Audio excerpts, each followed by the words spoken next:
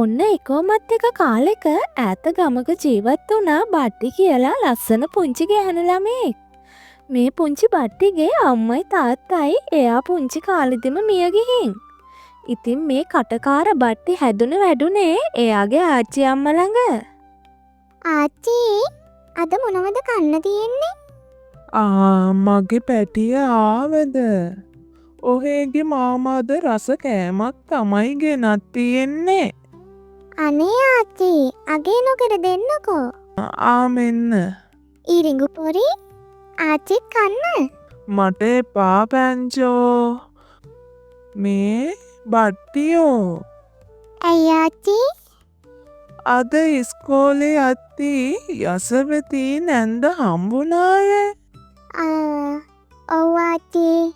ඉතින් මක්කේ දෙඩුවේ. හැමදාම වගේ මට අනම්මනම් කිව්වා ආච්චි. අම්මයි තාත්තයි අලි ගහලා මැරුණේ මගේ තියෙන කරුමෙටලු ආච්චි.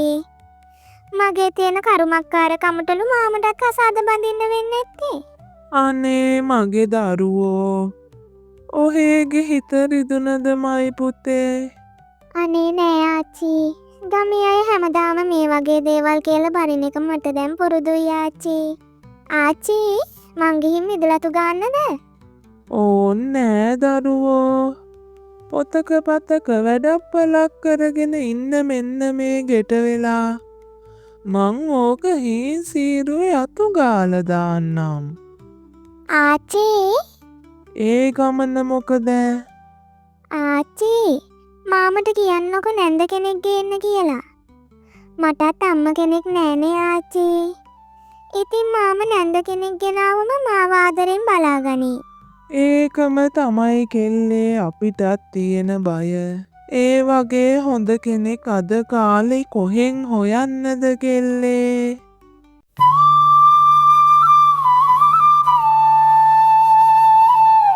අම්මේ මොකෝ මේ කල්පනාව? නෑ මේ කෙලේ කීව කතාවක් ගැන කල්පනා කොරේ. ඇයි බට්ටි මොකෝ කියන්නේ? මාමට කියන්න කිව්වේ ඉක්මනට නැන්ද කෙනෙක් ගේන්ටයි කියලා. අනේ අම්මේ මම හැමදාම කියනවනේ. මට ඕන මගුලක් නෑ අම්මේ. අම්මට ඕනි බට්ටිට වෙනස්කම් වෙනව දකින්නද? පේනවනේ අම්මේ. බට්ටිගේ පුංචි අම්ම වෙලත් අපේ නංගි බට්ටිට සලකන විදිය. එහෙව් එකේ පිට ගෑනු කෙනෙක් අපේ දරුවට ආදරය කරුණාව දෙයිද අම්මේ? ඒක නං හැබෑව. එහෙමයි කියලා ඔහේටත් යන කලදසාවක් තියෙන්ට එපාය. තවත් ඒ ගැන කතා කරනට මං කැමති නෑ. අම්මවයි බට්ටිවයි බලා කියාගෙන ඉන්න තිබුණනම් මට ඒ ඇති. තරහාරගන්ට දෙයක් කිව්වෙ නෑ නොවේ. හොඳයි ඔහොම හිතින්කෝ. මන්ට ඒකහට චුට්ටක් ඇන්න එනකං. අම්මේ බට්ටි එක පාටම එහෙම දෙයක් කියන්න හේතුව මොකක්ද? නෑ මේ අසවතීව හම්බ වෙලා කෙල්ලට අනම්මනං කියලා. ඒ ගමේ උන් ඒකිගේ හිත රිද්දනව හැමදාම. ඒකිගේ කාලකන්නෙකමට අම්මයි අප්පයි මැරුණය කියලා. මාම ගෙදරට නාකි වෙන්නෙත් ඒකිගේ තියෙන මූසලකමටයි කියලලුනේ ඔය කියන්නේ. හොඳයි එහෙනම්. හීන් සීරුවේ මනමාලියක් බලන්නකෝ. ගම්මුන්ගේ කටවල් එතකොටවත් වැහෙයිද බලන්න. ඒකෙන් හරි බට්ටිගේ හිතට සතුටක් සැනසීමක් දෙනවනම් මං ඒ දේ කරන්නම්කෝ. හම්මේ ඇති ආන්තක්. මං අදම සෝමපාල කපුවට කියන්නංකෝ. හොඳ මනමාලියක් බලන්ටයි කියලා. බට්ටියේ කෙල්ලේ. ඇයි ආච්චි? ඔන්න මගේ දූට නැන්ද කෙනෙක් ගේන්නයි හදන්නේ මාමා. අනේ ඇත්තද ආච්චි? මට එහෙනම් අම්ම නැති අඩුව දැනෙන එකක් නෑ ආයේ. මාම වගේම නැන්දත් ගොඩක් ආදරේ වේද ආච්චි මට? ලොකු බලාපොරොත්තු තියාගන්ට එපා බට්ටියෝ. මොනව වුණත් මාමට හොඳක් නෙවෙන්නේ. ඒකම මදයි. නැත්තම් මන් නැති කාලෙක ඔහෙල දෙන්න තනි වෙනවා. අනේ ආච්චි මට ආච්චි නැතුව ඉන්න බෑ.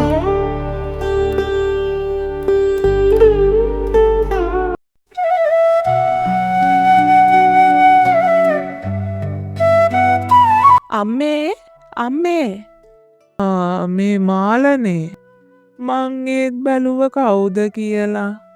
ඔහෙලා හදන්නේ අපිට ලැජ්ජ කරවන්නද? අපි මේ නම්බුවක් ඇතිව ජීවත් වෙන ඔහෙලට බලන් ඉන්න බෑ. ඒකනේ මෙහෙම කරන්නේ. මගේ කරුමෙට මාත් මේ පවුලෙම ඉපදුනානේ. ඇයි මොකද වෙලා තියෙන්නේ?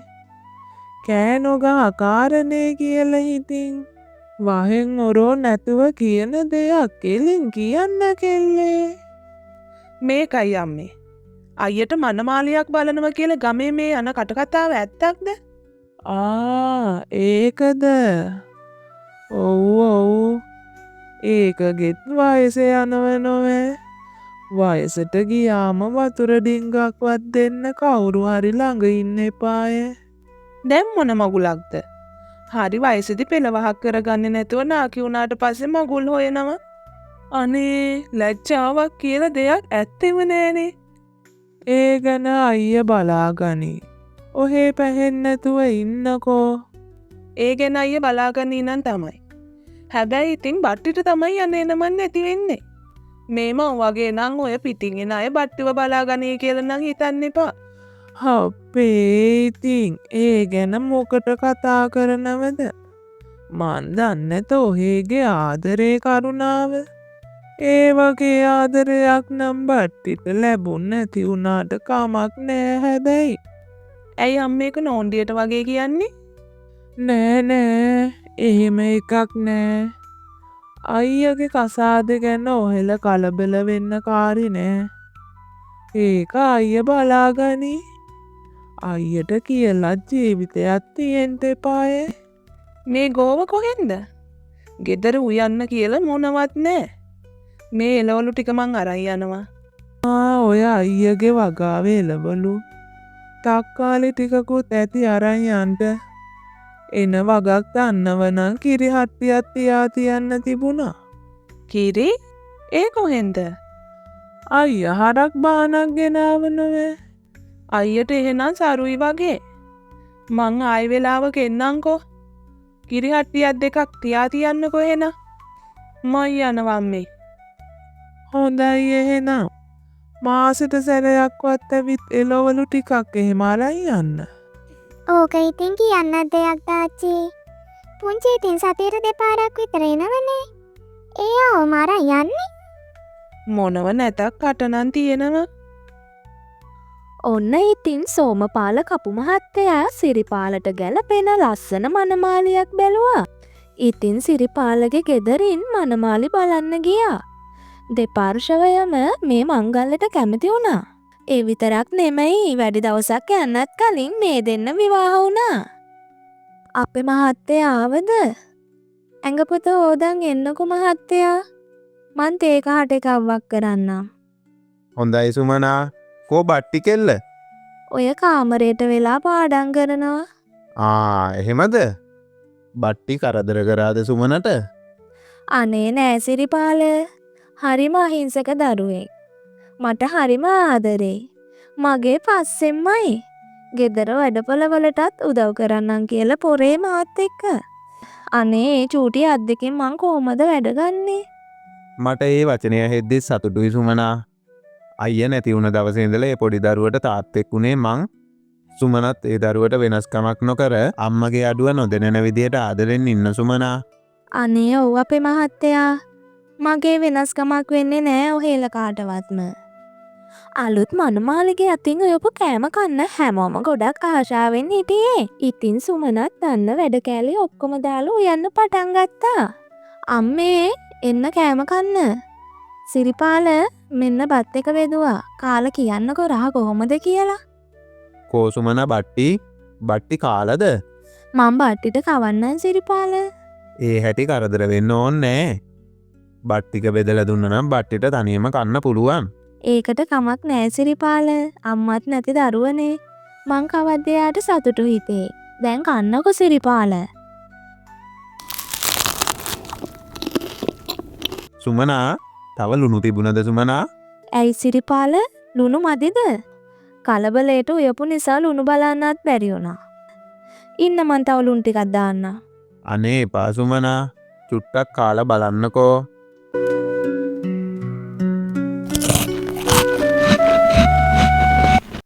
හත්තික්කේ ලුණු කරිංච නොෑ. අලුත් ගෙදරක උයපු පළවෙනි දවසනේ සිරිපාල. හිත කලබලෙත් එක්ක ලුණු ටිකක් වැඩියෙන් වැටිලද කොහෙද? අම්මා කෑ ගහයිද දන්නේ නෑ සිරිපාල. ආහා ඒකට කාරි නෑ. කිරි ටිකක් කාලා නිදාගමු. ඔන්න ඉතින් පහුවදා පාන්දරම අවදි වූ සුමනා ගේ දොර සුද්ධ පවිත්‍ර කරලා උදේ ආහාරය පිළියෙල කරා. සීලවතී අම්මා අවදි වෙද්දී සුමන ගෙදර වැඩ ඔක්කොම කරලා ඉවරයි. ඉතින් මේ ලේලි ගැන සීලවතී අම්මට හරිම සතුටුයි. අනේ පාන්දරම නැගිටලාද කොහෙදෝ. මාවත් කෝ දන්නනේ තිබුණේ. තනියම මේ ගේ දොරේ වැඩ කරන්න ඕනි නේ. කමක් නෑ අම්මේ. දැන් මං ඉන්නවනේ. අම්මවයි බට්ටිවයි මට පුළුවන් විදිහට මං බලා ගන්නම්. අනේ ගියාත්මේ මගේම දරුවෙක්ද කොහෙදෝ. අපේ කොහොමද ඒ වර්ණනාව? ආපු අලුත් කවුරුත් ඔහොම තමයි ඉතින්. බලන්ට බැරිය පහු වෙද්දි කොහු වෙන හැටි.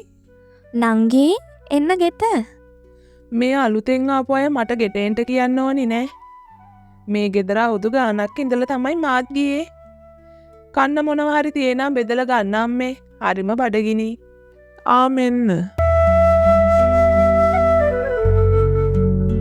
අද නම් මේ කඩට රහට උයලා තියෙන්නේ. අම්මට අතිතේ රහට උයන්න අලුත් ලේලියක් ගේන්න වුණා. අපිට කියලා එක දවසක්වත් මෙහෙම රහට උයලා දීලා නැහැනේ. නැගිටින කොටත් මේ කෙල්ල ගෙදර දොරේ වැඩ ඔක්කොම කරලා උයලා පිහලත් ඉවරයි. එහෙමද? මොකක්ද දන්නේ නැහැ ඒකට ලුණු කාරිංචි. අනේ නංගී මල් ලුණු බැලුව ඔක්කොගෙම. ලුණු ගානටනේ තිබුණේ. මං ආවේ මේ කිරි හට්ටියක් අරන් යන්න. සෝමදාසට කිරි කන්ට ආසයි කිව්වා. සිරිපාල වගාවෙන් ගෙනාපු අලුත් නෙලවලු ටිකකුත් දාලා තියෙන්නේ. මං යනවා අම්මේ. බලමුක කවද වෙනකන් ඔහොම ඉඳීද කියලා.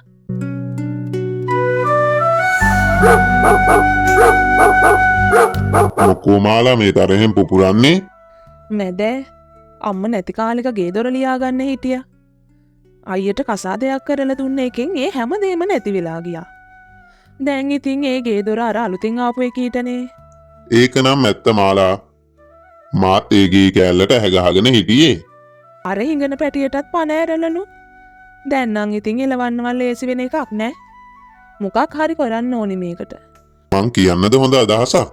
කියන්නකො බලන්න. අපි අර පොඩි කෙල්ලව රවට්ටලා කොහෙට හරි ගිහින් දාමු. ඊට පස්සේ ගමේ කටකතාවක් යවමු සුමන ඒ කෙල්ලව ගෙදරින් පන්නලාය කියලා. පංකාදු අදහස නෑ. මන් රවට්ටලා කවුරුවත් නැති වෙලාවක් බලලා බට්ටිව කැලේට අරන් යන්න. පරක්කු කරන්නේ නැතුවම අද හෙට ඒ වැඩේ කරුවනම් හරි. සිරිපාල රැයක් දවාලක් නැතිව හේනි පිටිය වැඩවලට මහන්සි වුණා. මහන්සියේ ප්‍රතිඵලයක් විදිහට පළදාවේ අඩුවක් තිබුණෙත් නෑ. ඉතින් ඒ නිසා සිරිපාලගේ අත මිටත් සරු වුණා. සුමනට වගේම බට්ටිටත් සීලවතී අම්මටත් සිරිපාල කිසිම දෙයකින් අඩුපාඩුවක් කරේ නම් නෑ. බට්ටි අපි හෙට උදේ ගමනක් යා. කොහෙද මාමේ? අපි ගිහින් හැමෝටම අලුත් නැඳුම් ටිකක් අරන් එමු. ගොඩ කාලෙකින් ගත්තෙත් නෑනේ. අනේ ඇත්තමද මාමේ? මට ලස්සන රෝස පාට ගවුමක් අරන් දෙන්න මාමේ. තව සපත්තු දෙකකුත් ඕනි. බට්ටි කැමති ඕනි දෙයක් හෙට ගන්නකෝ. සුමනටත් ඕනි කරන අඩුපාඩු බලලා ගන්න සුමනා. මට මොනවත් ඕනි නෑ සිරිපාල. බොරුවට සල්ලි වියදම් කරන්නේ මොකටද? අම්මටයි බට්ටිටයි අරන් දෙන්න. මට ඔය පස්සේ වෙලාවක ගන්න බැරියේ.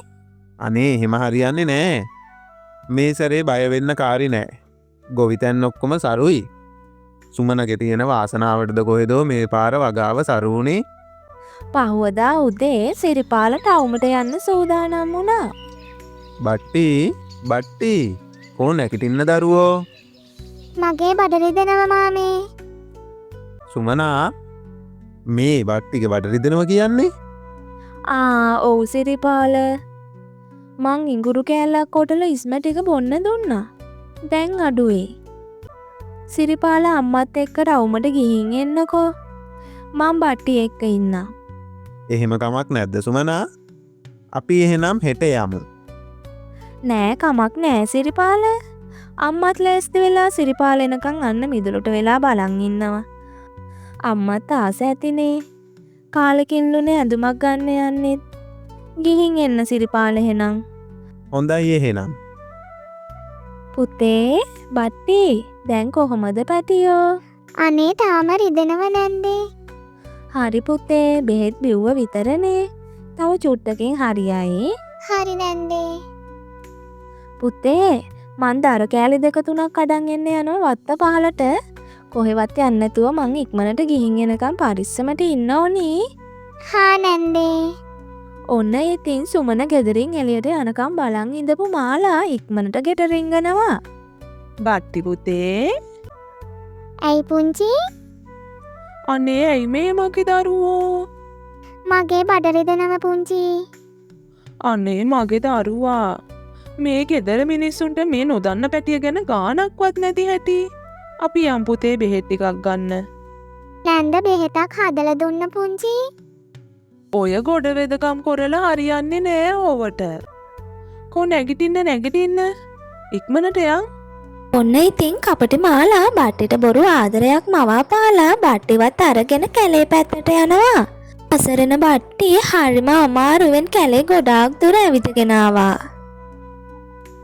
පුංචි මේ කැලේට ආවේ ඇයි? මේ කැලේ තාපසතුමෙක් ඉන්නවා. අපි ඒ තාපසතුමාගෙන් බෙහෙත් ඉල්ල ගමු. බට්ටි ඔතනම ඉන්නකෝ. මං ගිහින් තාපසතුමාව මෙතෙන්ට එක්කගෙන එන්නම්. අනේ මට බය හිතෙනවා පුංචි. බය වෙන්න දෙයක් නෑ ළමයෝ. මං ගොඩක් දුර යන්නේ නෑ. බට්ටිට ඇවිදින්නත් අමාරුයිනේ. ඕම ඉන්න මං ඉක්මනට එන්නම්. අනේ ඉතින් පැය ගානක් ගෙවිලා ගියා. ආයෙ බට්ටි ඉන්න තැනට පුංචි නම් ආවේ නෑ. ඉතින් අසරණ බට්ටි දරාගත නොහැකි බඩේ කැක්කුමත් එක්ක බයේ ගැහිමින් අඬා හිටියා. මේ අතරේ සුමනා ගම හැමතැනම බට්ටිව හොයනවා. අයියේ අපේ මේ බට්ටිව දැක්කද? නෑ අද නම් මන් දැක්කේ නෑ. මුදලාලි අපේ බට්ටි ආවද කඩේ පැත්තට? නෑ මේ පැත්තට ආවේ නෑ. අනේ මේ දරුව කොහේ ගිහින්ද? මේ වෙද්දි ගෙදරට ඇවිත්ද දන්නෙත් නෑ. ගෙදර ගිහින්ම බලනවා.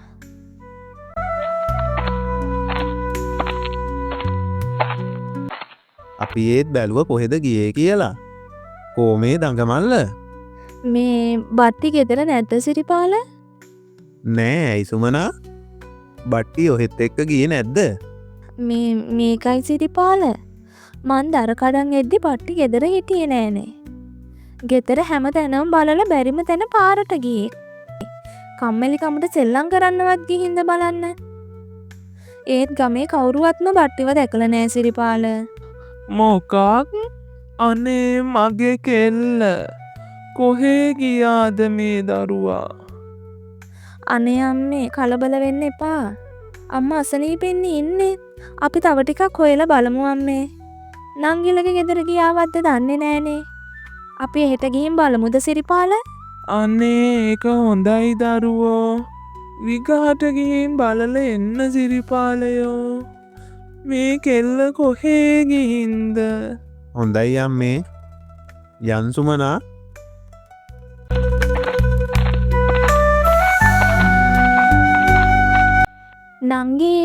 නංගී මොකෝ මේ කලබලෙන්? එන්න අයියේ ගෙට.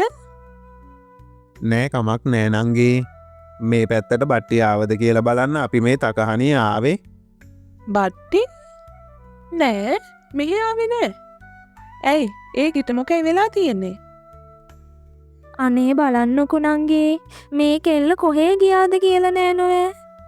අපි මේ හැම තැනම හොයලා බැරිම තැන මේ නංගිලාටවත් ඇවිත් ඇතිය කියලා බලන්න ආවේ. ඇයි බට්ටි තනියෙන් ගෙදර හිටියේ? අනේ නෑ නංගී. අම්මයි සිරිපාලයට අවුමට ගියා. බට්ටිගේ තනියට මං ගෙදර හිටියේ. දර කැල්ලක් කඩන්න ගිය ඩිංගටනේ ඔය එහෙම වෙලා තියෙන්නේ. දැන් වෙච්ච දේ සහසුත් දෙන්න කිව හැකි. ඇයි මාලා මොකද වෙලා තියෙන්නේ? ඒකවත් තේරෙන්නේ නැද්ද අයියේ? වෙලා තියෙන්නේ සුමනේ හංසකීව ගෙදරින් පන්නලා. මමනේ දන්නේ ගෙදර කවුරුත් නැති වෙලාවට ඒ කෙල්ලට සුමන දෙන දහවද ටික. අනේ නංගි ඔහොම පොළොව නුහුලන කතා කියන්න එපා. මං කිව්වනේ අයියලට ඔහොම දෙයක් වෙයි කියලා. කෝ ඇහැව්වද? දැන්වත් මේකව ගෙදරින් එලවල දාන්න. අපි යනවනංගේ එන්න යන් සුමනා.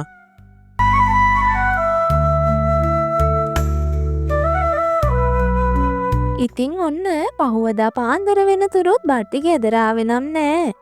හැමෝම ඒ ගැන හරිම දුකින් හිටියේ. බට්ටි ගැන හිතමින් අඩන්ඩ හිටිය සුමනට පාන්දර තමයි නින්ද ගියේ. නින්දෙන් හිටිය සුමනට දෙවියන් වහන්සේ ඇවිත් බට්ටි ඉන්න දිශාව පෙන්නුම් කරා. අනේ මගේ දරුවා. අනේ මගේ දරු පැටිය කැලේ මැද සීතලේ බයෙන් අඩන්ඩා ඉන්නව දැක්ක සිරිපාල. අපි මේ දැම්මේ ඒ සවට යංකෝ. ඕවා හිතේ සංකාවට පේන හීන සුමනා. ඇරත් කැලේට යන්න බට්ටි දන්නෙත් නෑනේ. ඔහේට එන්න බැරි නම් මයි යනව සිරිපාල. හොඳයි යමුකෝ එහෙනම්.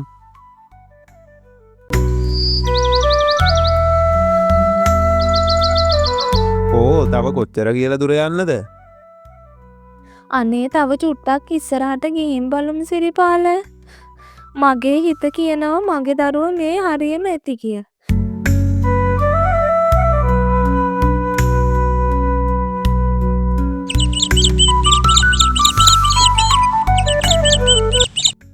අනේ අර බලන්න සිරිපාල. මගේ දරුව නේ දරබිම වැටිලා ඉන්නේ. අනේ මගේ රත්තරනේ. බට්ටිට සිහිය නෑ සුමනා. ඉක්මනට ගෙදර අරන් යන් අපි. බට්ටි ඇයි කැලේට ගියේ? පුංචිත් එක්ක ගියේ මාමේ. බඩේ කැක්කුමට බෙහෙත් අරන් දෙන්නම් කියලා කැලේට ගියේ. පුංචි ගියා තාපසතුමාව එක්ක එන්න කියලා. ගොඩක් වෙලා මම බලන් හිටිය පුංචි එනකම්. ඒත් ආවේ නෑ මාමේ. මට ගොඩක් බඩගිනි වුණා මාමේ. දන්නේම නැතුව මට නිින්ද ගිහින්ද කොහෙද? ඇත්තද මේ බට්ටි කියන්නේ? මේකගේ බොරු මේ. සුමන වෙන්න ඇති මේ බය කරලා පොඩි එකීට බොරු කතාවක් ගොතලා දෙන්න ඇත්තේ. ඇතිමාලා මේ නොදරුවා ඔහිට කරපු වැරද්ද මොකක්ද? මේ දේට නම් මගෙන් කිසිම සමාවක් නෑ මාලා. මගේ නංගි කියන්නත් මට ලැජ්ජයි. ඔන්න ඉතින් මාල බොරුවක් ගොතල කියන්න හැදුවත් මාලට ඒ වෙලාවේ ඉඳන් කතා කරගන්නට බැරිව ගියා. පොඩි දරුවෙක්ට මේ කරන්නගේ අපරාධයට දෙවියන් වහන්සේ මාලට ලොකු දඬුවමක් දුන්නා. ඒ තමයි මාලගේ හිත අනිකා කෙරෙහි දයාව කරුණාව දක්වන තාක්කල් ගොළු කර තැබීමයි.